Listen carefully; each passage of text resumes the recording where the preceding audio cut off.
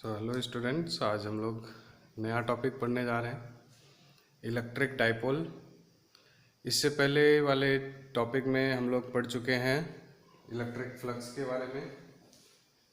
तो electric flux की definition वगैरह पढ़े हम लोग, देखे कि इलेक्ट्रिक फील्ड और एरिया का रिलेशनशिप होता है उसमें। इसमें एरिया जो है वो वेक्टर की तरह उसको हम लोग वहाँ पर ट्रीट कर रहे थे, ठीक है।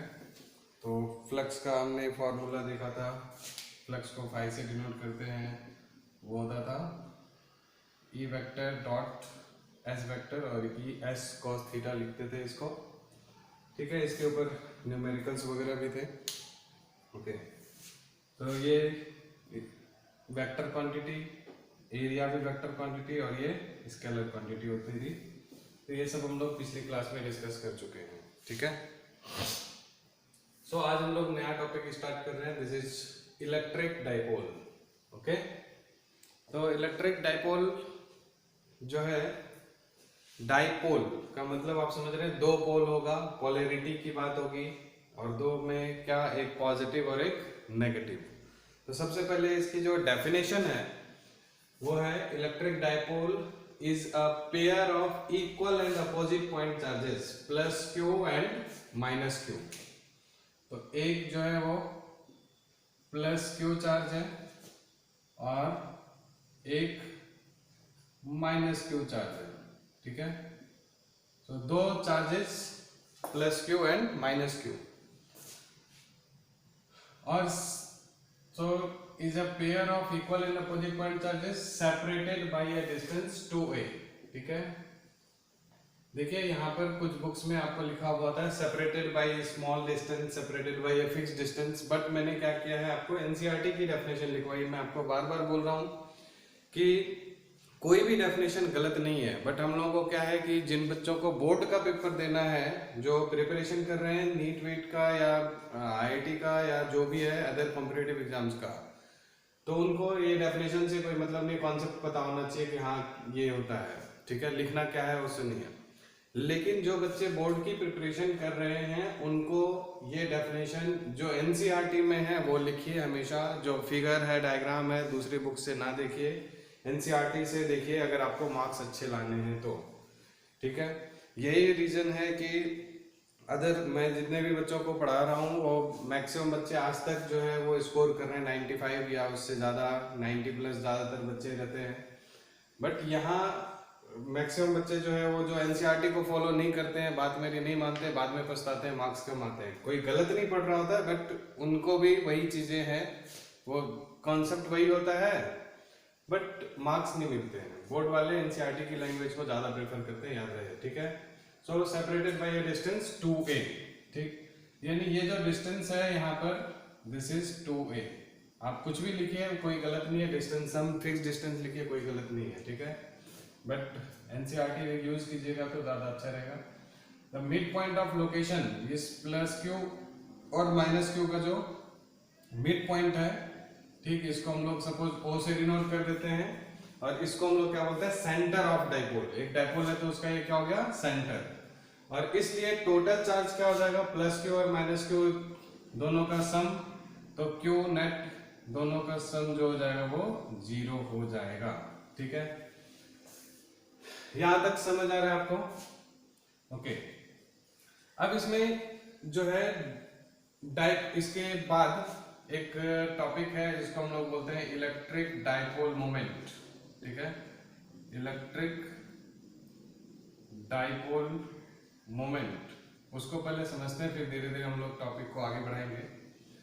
तो डाइपोल मोमेंट जो है ये एक वेक्टर क्वांटिटी होता है, it is a vector quantity, ठीक है। और इसको डिनोट करते हैं हम लोग किससे, it is denoted by p vector, ठीक है, स्मॉल p, ठीक है, स्मॉल p वेक्टर। और इसकी जो डेफिनेशन होता है वो है, it is product of either of the charge, दो चार्जेस है ना, एक पॉजिटिव और एक नेगेटिव, तो it is product of either of the charge, या आइदर चार्ज सिंपली लिख दीजिए, either charge and distance between them, distance between them means distance between दोनों चार्जेस के बीच के डिस्टेंस। तो देखिए यहाँ से डाइपोल मोमेंट क्या है, P है, और आइदर ऑफ द चार्ज, तो हमारा एक चार्ज हम लोग प्लस क्यू को प्रेफर करते हैं, तो either of the charge into में डिस्टेंस बिटवीन देम, तो डिस्टेंस बिटवीन देम क्या है 2a। ठीक, अब देखिए यहाँ पर थोड़ी सी प्रॉब्लम है। मैंने क्या बोला आपको कि जो डाइपोल मोमेंट है वो एक वेक्टर क्वांटिटी है, ठीक, और चार्ज कभी भी वेक्टर क्वांटिटी नहीं होता, ठीक है, और 2a यानी ये लेंथ है, ये भी क्या है स्केलर क्वांटिटी होता है, वेक्टर क्वांटिटी ये नहीं है, ठीक। तो लेकिन ये इधर वेक्टर है और इधर स्केलर, कैसे पॉसिबल है? तो ये ऐसा पॉसिबल नहीं है, इसलिए हम लोग यहाँ पर बेचारे जो लेंथ है इस बेचारे को क्या करते हैं, जबरदस्ती वेक्टर क्वांटिटी बनाते हैं, ठीक है। तो इसका जो है कुछ न कुछ डायरेक्शन होगा, ठीक। तो डायरेक्शन की जब बात होगी तो हमेशा डाइपोल मोमेंट और तो इसका डायरेक्शन हमेशा क्या होगा, माइनस क्यू से प्लस क्यू की तरफ होता है, ये ध्यान में रख लीजिएगा। ये कन्वेंशनली माना गया है, इसमें हम लोगों को अपना कुछ भी दिमाग नहीं लगाना है, ठीक है। So direction of the dipole moment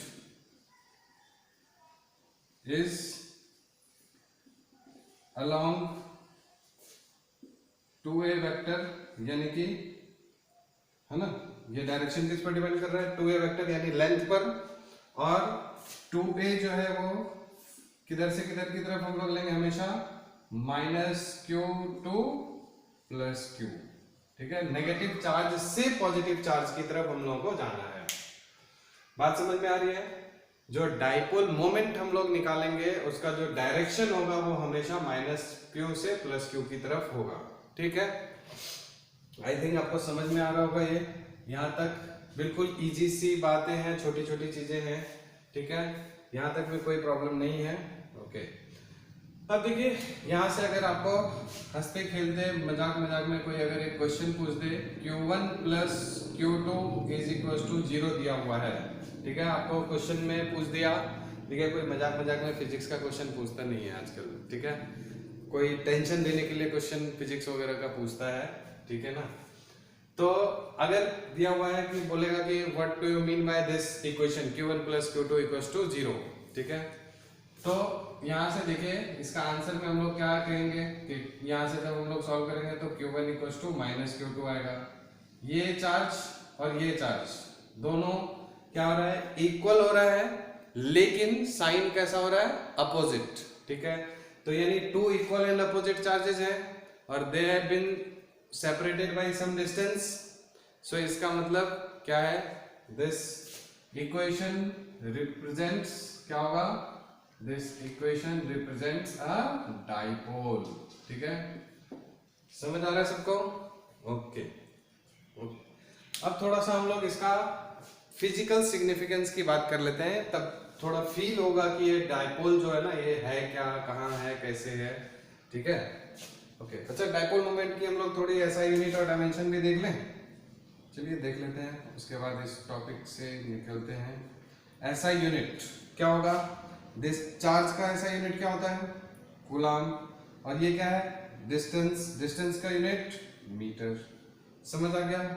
और डायमेंशन जो है इसका, डायमेंशन क्या होगा बताइए, ये लेंथ है, मास तो है नहीं, तो इसलिए इसका डायमेंशन क्या हो जाएगा, m क्या होगा 0, लेंथ है तो l, और क्या है, टाइम तो नहीं है, लेकिन यहाँ पर q इक्वल्स टू क्या होता है, q equals to i into T होता है, ठीक है, हम लोगों को पता है। तो इसलिए q की जगह पे हम लोग i t, i का डायमेंशन क्या होता है a, और टाइम तो है, तो इसको हम लोग पहले टाइम लिखते हैं फिर एम्पियर लिख देंगे, ठीक है। सो mLT a, this is the dimension of dipole moment, ठीक है। तो अब देखिए आप लोग ये बोलिएगा कि ये सब क्या बकवास चल रहा है, ये क्यों पढ़ रहे हैं डाइपोल मोमेंट वगैरह, इसकी जरूरत क्या है, ठीक है। तो इसका फिजिकल सिग्निफिकेंस हम लोग देखते हैं कि एक्चुअल में है क्या, क्यों दिया है टॉपिक और हम लोग को इससे क्या लेना देना है। ठीक है, तो एनसीईआरटी में आप देखिएगा ये दिया हुआ है फिजिकल सिग्निफिकेंस, उसको आप पढ़िएगा तो समझ में आएगा। अभी मैं पढ़ा दे रहा हूँ। देखिए इसका फिजिकल सिग्निफिकेंस के बारे में थोड़ा सा समझते हैं। Physical significance of electric dipole moment significance. ठीक है, तो फिजिकल सिग्निफिकेंस में कहता है कि जो डाइपोल है ना, कोई भी डाइपोल, जनरली आप इसको डेली लाइफ में ऐसे समझ सकते हैं। आपने पोलर और नॉन पोलर मॉलिक्यूल्स का नाम सुना है? Polar molecules and non polar molecules. ठीक है, केमिस्ट्री में आप लोगों ने पढ़ रखा होगा पोलर एंड नॉन पोलर।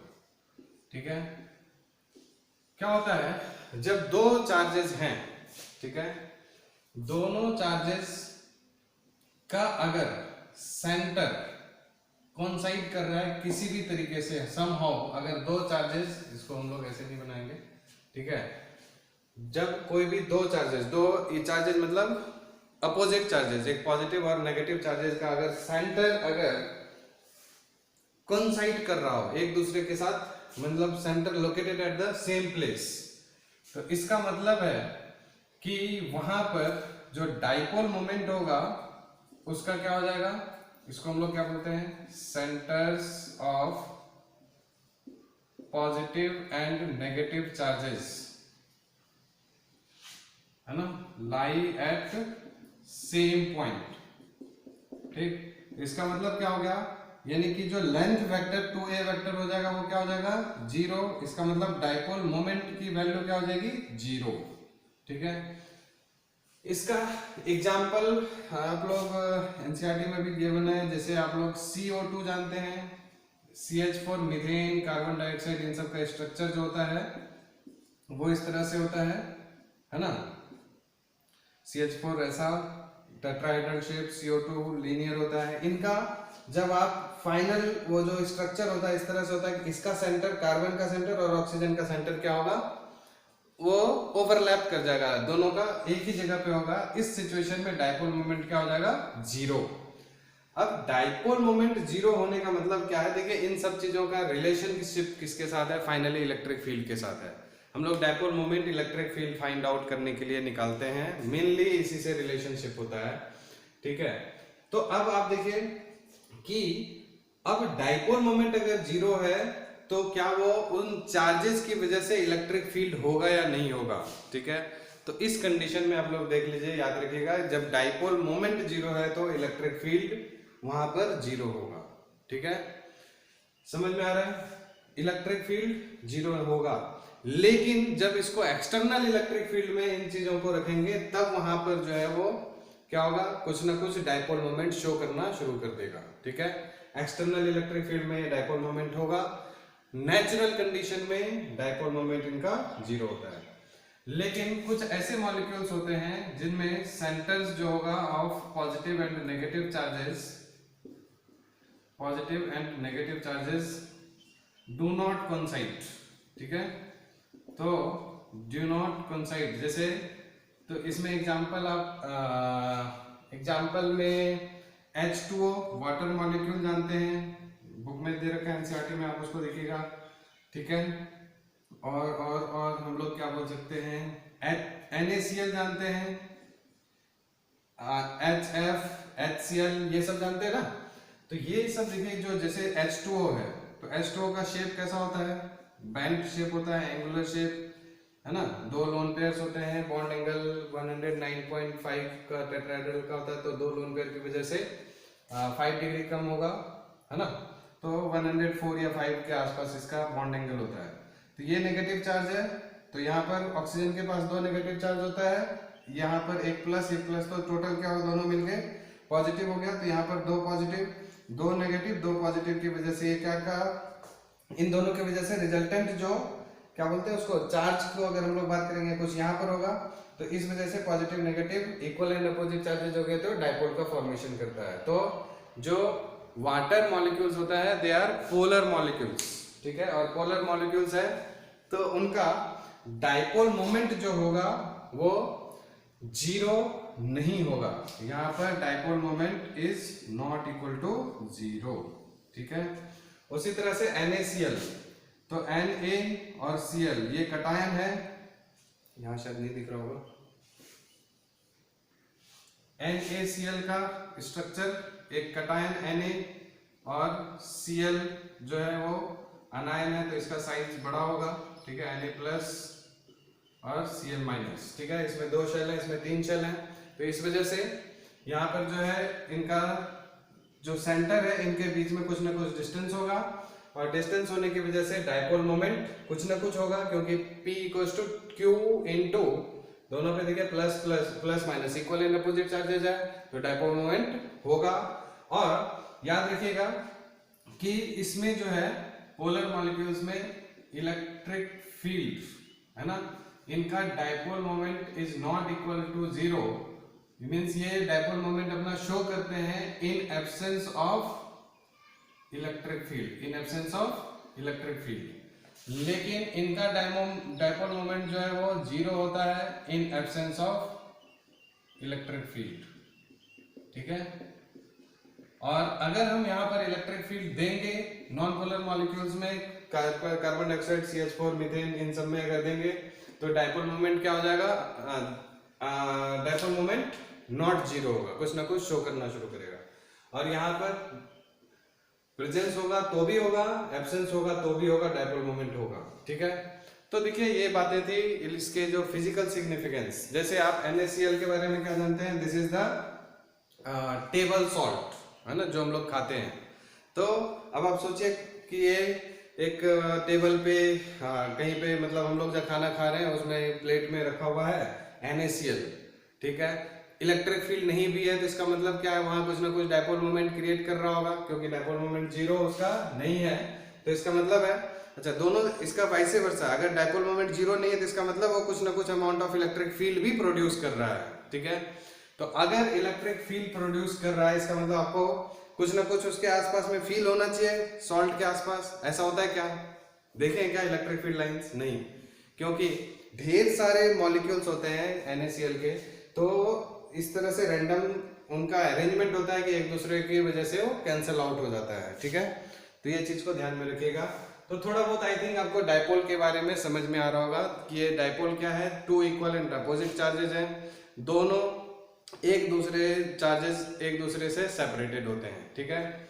तो डाइपोल है तो डाइपोल मोमेंट होगा, डाइपोल मोमेंट है तो इलेक्ट्रिक फील्ड होगा, ठीक है।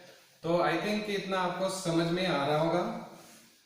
तो इसी के ऊपर बेस्ड हम लोग फाइंड आउट करते हैं जो डेरिवेशन है NCERT का, बहुत बहुत इंपॉर्टेंट है, बोर्ड में ही फेवरेट है बोर्ड वालों का ये टॉपिक कि electric field intensity, electric field intensity on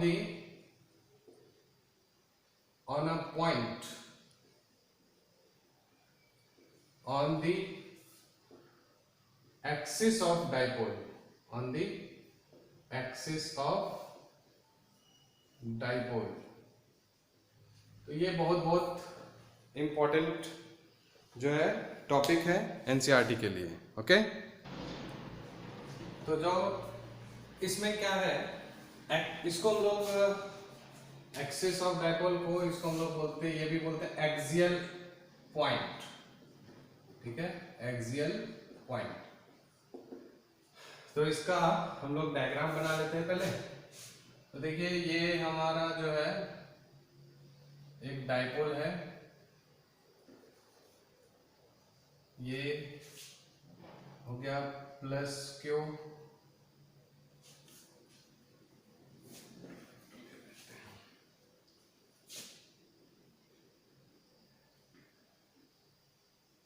this is your plus Q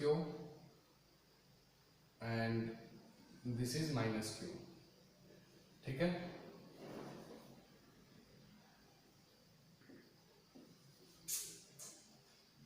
ठीक, तो this is plus Q charge and this is minus Q charge and separated by distance how much 2a और this is the centre of dipole.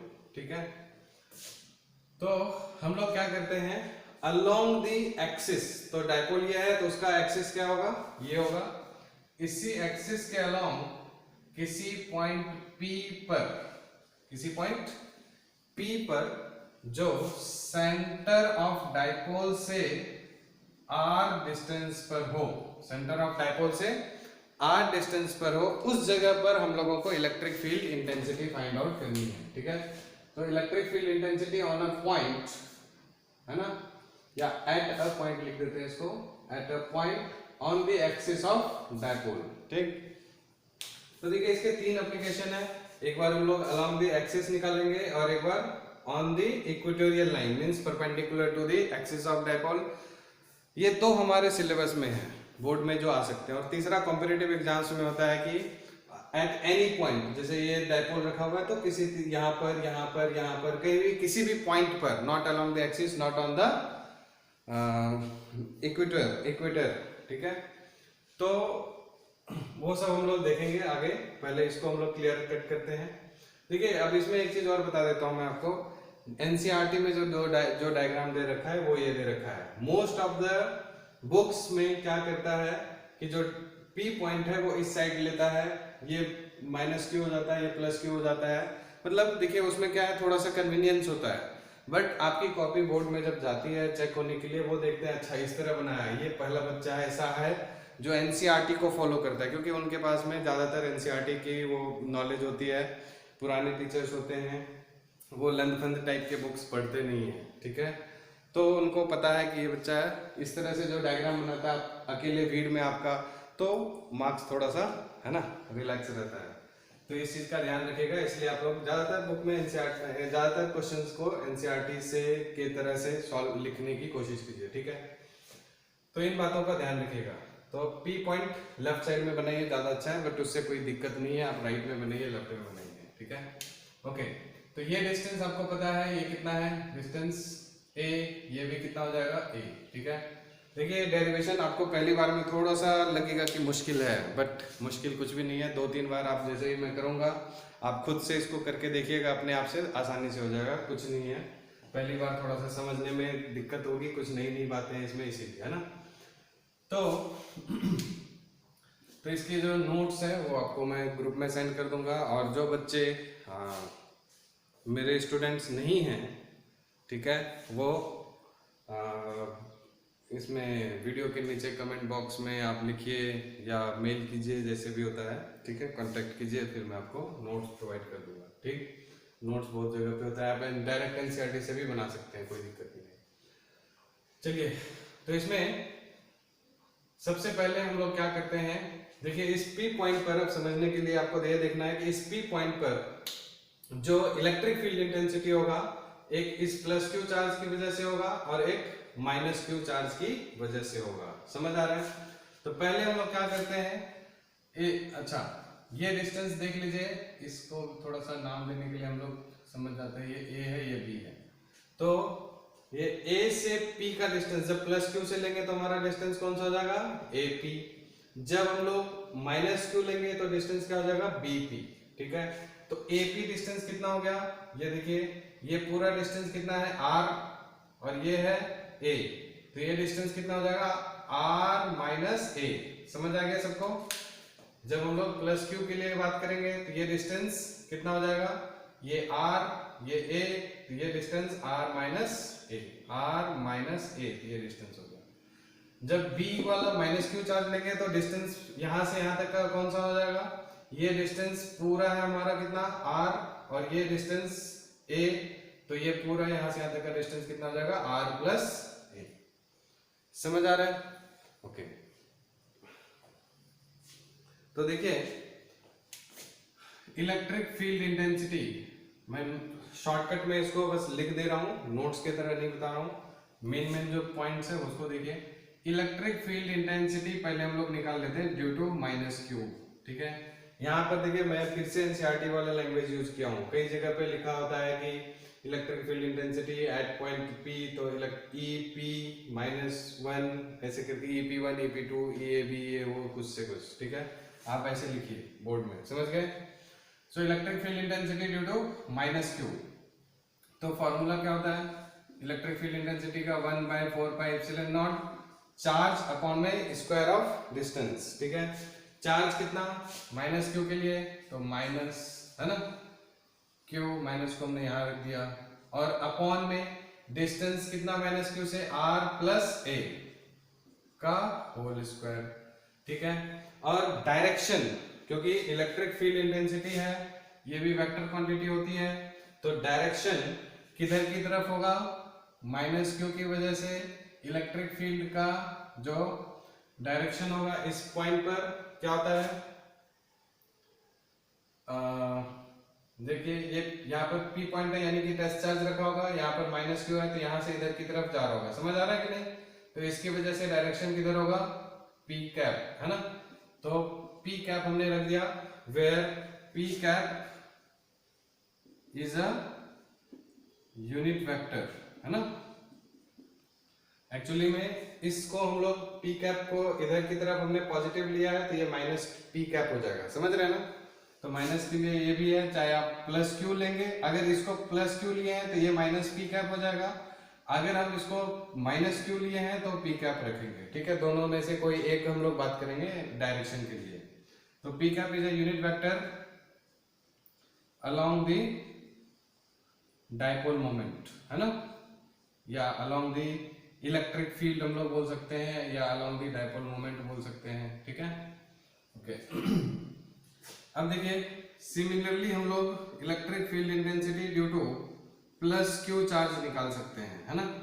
तो +q charge की वजह से ये हो गया हमारा, तो 1/4πε0 तो वही रहेगा, और +q यहाँ रखेंगे, और डिस्टेंस, अच्छा इसका होल स्क्वायर भी तो लिखना था, q बाई डिस्टेंस का स्क्वायर, ठीक है। तो यहाँ पर 1/4πε0 q डिस्टेंस +q, और डिस्टेंस कितना, ये r और ये a है, तो ये डिस्टेंस हम लोगों को चाहिए, तो r - a का होल स्क्वायर, एग्रीड। और फिर से डायरेक्शन वही, क्योंकि इलेक्ट्रिक फील्ड है तो जो डायपोल के अलोंग होगा पॉजिटिव चार्ज के लिए, ठीक है। +q है यानी कि ये वाला हो जाएगा +p कैप, है ना, मतलब इलेक्ट्रिक फील्ड का डायरेक्शन इधर की तरफ होगा, तो अगर हम इसको पॉजिटिव मान रहे हैं तो ये वाला साइड नेगेटिव होगा, ठीक, ओके, ठीक। तो अब हम लोग यूज क्या करेंगे, दोनों का अलग अलग इंडिविजुअली निकाल लिया हमने, ठीक है। तो अब हम लोग क्या करेंगे, यहाँ पर जब दो इलेक्ट्रिक फील्ड्स होता था तो हम लोग क्या करते थे, according to superposition principle of electric field, है ना। तो क्या करेंगे, vector E equals to E + q plus E - q, दोनों की वजह से दोनों का वेक्टर सम करेंगे, एग्रीड। तो +q की वजह से हमारा हो गया कितना, 1/4πε0 r - a होल स्क्वायर, ठीक है। और इस p कैप बाद में कॉमन ले लेंगे हम लोग, ब्रैकेट में रख देंगे। एक काम करें, चलिए ठीक है, सिंपल लिखते हैं, बाद में कॉमन ले लेंगे, ठीक है। -q की वजह से तो यहाँ पर आ जाएगा -1/4πε0 r + a होल स्क्वायर, है ना, और यहाँ पर q, और यहाँ दोनों को ब्रैकेट में रखेंगे क्योंकि दोनों का जो डायरेक्शन है p कैप है, ठीक। अब आई थिंक नीचे शायद नहीं दिखेगा, नीचे स्पेस कम है, एक बार लिख के देखता हूँ। तो यहाँ से 1/4πε0 जो है वो क्या हो जाएगा, दोनों में कॉमन यहाँ पर हो जाएगा, और q भी कॉमन आ रहा है, तो q/4πε0 हो गया 1/r - a का होल स्क्वायर, और -1/r + a का होल स्क्वायर, ठीक है। Is it visible, yes, okay. तो यहाँ तक हम लोगों को विजिबल है। तो q/4πε0 क्या कर रहे हैं, यहाँ से q भी तो लिखना है, ठीक है, 1/4πε0 q अपॉन इतना, 1/4πε0 q अपॉन इतना, ठीक है। तो Q upon 4 pi epsilon not जो है दोनों में से कॉमन आ गया, ठीक। तो अब देखिए आप इसको और हम लोग प्रोसीड करते हैं। This is Q upon 4 pi epsilon not और कैलकुलेशन करते हैं हम लोग। नीचे हमारा एलसीएम आ गया r माइनस ए का होल स्क्वायर और r प्लस ए का होल स्क्वायर, ठीक है। देखिए थोड़ा सा पेशेंस रखिए, मैथमेटिकल कैलकुलेशन है बट एक दो बार आप करेंगे आसान लगेगा, कुछ मुश्किल नहीं है। पेपर में 3 मार्क्स का आता है और इसी के ऊपर में एक छोटा सा क्वेश्चन दे देता है तो 5 मार्क्स का हो जाता है। तो 5 मार्क्स आप समझते हैं बोर्ड में बहुत बड़ी चीज होती है, तो थोड़ा सा पेशेंस रखिए, समझ में आएगा, कुछ टफ नहीं है, ठीक है। अब ये हो गया एलसीएम। अब देखिए एलसीएम से ये वाला पार्ट कैंसिल आउट हो जाएगा, सिर्फ बचेगा कौन सा, r प्लस ए का होल स्क्वायर। जिनका मैथ्स है उनको तो दिक्कत नहीं है, बायो वालों को थोड़ी सी दिक्कत हो रही होगी, तो कोई दिक्कत नहीं है, आ जाएगा समझ में। अब ये एलसीएम है तो इससे ये वाला पार्ट जो है r प्लस ए का होल स्क्वायर कट जाएगा, सिर्फ बचेगा कौन सा, r माइनस ए का होल स्क्वायर। एग्रीड? इतनी तो मैथ्स आती होगी आप लोगों को, ओके। तो अब देखिए Q upon 4 pi epsilon not. अब यहाँ देखिए नीचे पहले डिनोमिनेटर को देख लेते हैं, क्या है, r माइनस ए r प्लस ए, ठीक है। पूरा एक स्टेप और लिख ही देता हूं आपके लिए, बायो वाले बच्चों को थोड़ी सी, और होल स्क्वायर जो है वो ऐसे हो गया, क्लियर। अब डायरेक्टली देखिए ये एक्चुअली में इसका जो है ना 2-3 तरीके हैं, ए स्क्वायर माइनस बी स्क्वायर करेंगे, ए प्लस बी ए माइनस बी होगा, तो वहां से भी 4ar हो जाता है। बट आपको बच्चों की तरह समझाता हूँ, देखिए r square plus A square plus 2ar, समझ आ रहा है सबको, minus r square plus A minus B का whole square, A square plus B square minus 2ab, है ना। तो बाहर वाले कोई दिक्कत तो नहीं होगी। सो Q upon 4 pi epsilon not. अब आप देखिए ये माइनस है तो माइनस जिंदगी से गया, माइनस आर स्क्वायर, ये माइनस ए स्क्वायर भी कैंसिल आउट हो जाएगा। अब देखिए 2ar और माइनस इंटू माइनस क्या हो जाएगा, प्लस, तो दिस इज प्लस 2ar क्या हो जाएगा, it comes out to be, ठीक है, it comes out to be how much, 4ar और divided by r plus A into R minus A, तो r स्क्वायर माइनस ए स्क्वायर और पूरे का होल स्क्वायर, ठीक है। बायो वाले बच्चे ध्यान से देखिए, इसको दोबारा खुद से करिए, गलती नहीं करनी है ना, अपने से ये पूरा समझ लीजिए, फिर खुद से एक बार ट्राई कीजिए। अब देखिए ये जो है हमारा यहाँ तक आ गया, ठीक। अब इसके बाद हम लोगों को इसमें कुछ जो है लॉजिकल बातें करनी है ताकि ये डेरिवेशन आपको फाइनल रिजल्ट तक आ जाए। सो जो नेट इलेक्ट्रिक फील्ड है, net electric field equals to इतना आ रहा है। अब यहां देखिए ध्यान से, कुछ हम लोगों को एजम्पशन करना होता है। एजम्पशन नहीं है, वो बातें क्लियर है बट आपको इसको समझाना है कैसे, कि ये जो डिस्टेंस है ना r, इस डाइपोल आपको जैसे मैंने क्या समझाया था, सॉल्ट है ना, तो सॉल्ट में NaCl कितना छोटा सा मॉलिक्यूल होता है, तो उनके पोल्स के बीच में आप समझ रहे हैं ना डिस्टेंस कितना कम होगा, डिस्टेंस होगा लेकिन कितना, बहुत ही कम होता है। तो वो डिस्टेंस और उसी डाइपोल के अलोंग किसी पॉइंट पर, तो ये डिस्टेंस इस डिस्टेंस के कंपैरिजन में बहुत ही कम होता है, यानी किसी भी एक्सिस पे आप निकाल रहे तो कहीं और जाके दूर पे होगा। हम लोग यहाँ पर ये बोल सकते हैं, since r is much much much greater than a, ठीक है। ये जो डिस्टेंस है ये लेंथ ऑफ डाइपोल से बहुत ही ज्यादा होता है, a लिखिए या 2a लिखिए, कोई दिक्कत नहीं है।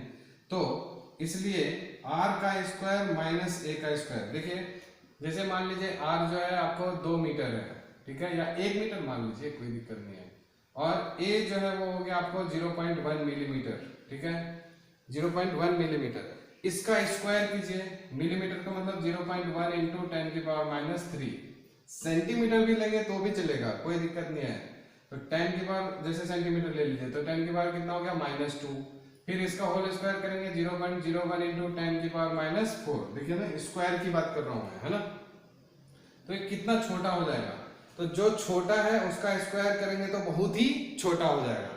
तो 1 का स्क्वायर तो 1 हो गया, माइनस 0.00001, तो ऑलमोस्ट कोई फर्क नहीं पड़ने वाला है। तो इसलिए हम लोग इसको, ठीक है, ऐसे लिख देते हैं R square minus A square is equal to are square, ठीक है, approximately equal to are square. So यहां से net electric field is equal to क्या हो गया, क्यू अपॉन, क्यू के साथ में थोड़ा सा हम लोग जो है ना यहाँ पे बदतमीजी करते हैं। कैसे, देखिए यहाँ पर 4a इंटू क्यू है, तो 2a into Q dipole moment होता है, हम लोग को पता है। तो इसके साथ थोड़ा सा चालाकी कर दीजिए, यहां से हम लोग क्या करते हैं, 2 को यहीं छोड़ देते हैं, ठीक है, और बाकी 2 को उधर लेके चलेंगे। 2 इंटू 2a³ इंटू में, देखिए यहाँ 2 इंटू 2a³, ठीक है, इंटू r अपॉन 4πε0, ये आ गया। अब आर स्क्वायर माइनस ए स्क्वायर, आर स्क्वायर के बराबर है, अब उसका होल स्क्वायर करेंगे तो क्या होगा, आर की power 4। Once more, r square minus A square equals to are square, उसका होल स्क्वायर तो आर की पावर 4। तो अब यहां से ये फिर से कटेगा, ठीक है, तो यहां से एक हट जाएगा तो क्या होगा, r cube. So electric field is equals to, अब देखिए 2 और ये क्या है, P अपॉन 4πε0 r क्यूब, ठीक है, और P क्या है आपका, वेक्टर क्वांटिटी है, यानी कि अलोंग दी एक्सिस किसी पॉइंट पर जो इलेक्ट्रिक फील्ड की वैल्यू आई है वो आई है कितनी, 2p अपॉन 4πε0 r क्यूब, ठीक है। अच्छा, अब हर जगह पे हम लोग इसको भूल जा रहे हैं, ठीक है, ये p कैप हम लोगों को रखे रहना है, ठीक है। ये जो है ना वेक्टर क्वांटिटी, ये डायरेक्शन को शो कर रहा है, क्लियर। तो याद रखना है, ये जो फाइनल हमारा आया कितने के बराबर आया, तो electric field intensity on axial line of dipole is equals to 2p upon 4πε0 r cube p cap, ठीक है। ये रिजल्ट आपको याद रखना है, डन। अब आप ये भी थोड़ा सा गुस्से में होंगे कि इस 2 को 4 से क्यों नहीं कटाया रहे, इसका लॉजिक आपको अगले लेक्चर में समझ में आएगा। कटा दीजिए, कोई दिक्कत नहीं है, p अपॉन 2πε0 r क्यूब होगा, कोई दिक्कत नहीं है, ठीक है। तो लेकिन इतनी जल्दी क्या कटाने की, अगर नहीं भी कटाएंगे तो हमारा काम क्या, कोई बिगड़ तो नहीं रहा है। तो समझ आ रहा है इतना। नेक्स्ट हम लोग अगले लेक्चर में इसको अगला टॉपिक पढ़ेंगे। Okay, thank you very much.